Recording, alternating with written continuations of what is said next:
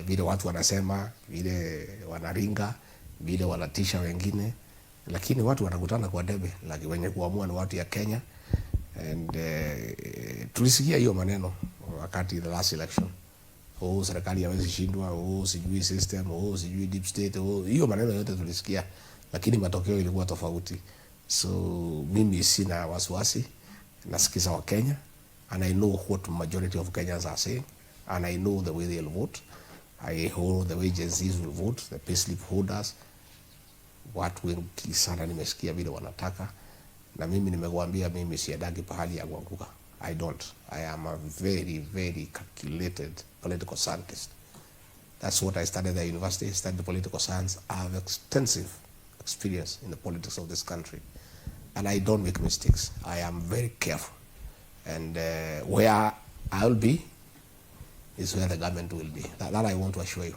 Mimi natetea wananchi, mimi nakashifu mambo ya ufisadi, mimi nasema wananchi wasikizwe.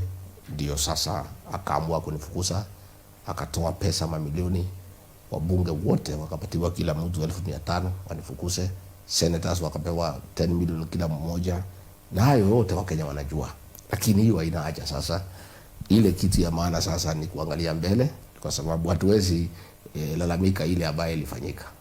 Maji ikimwagika hayasoleki, na sisi hatuna na kuharibu uchumi, kwa sababu hii ni mali ya umma. Na hiyo ndio shida tuko nayo katika Jamhuri ya Kenya.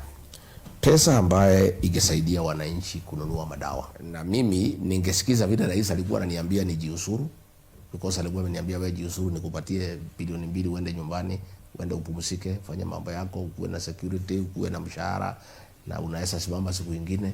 Sasa nikajiuliza, yule anakupangia mabaya anaweza kukupatia suluhisho ya vile utaishi?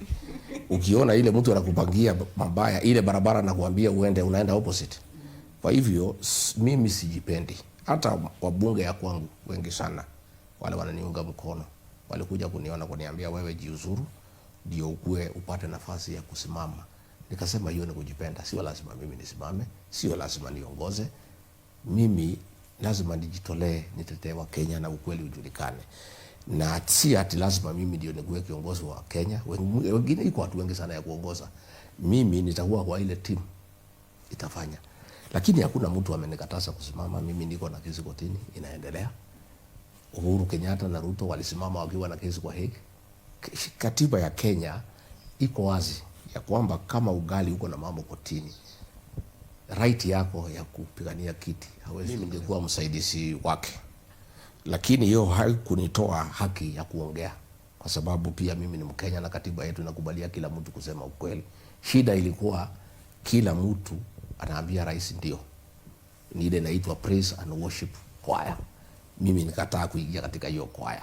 Mimi nikakuwa ninamwambia ukweli vile raia wanasema.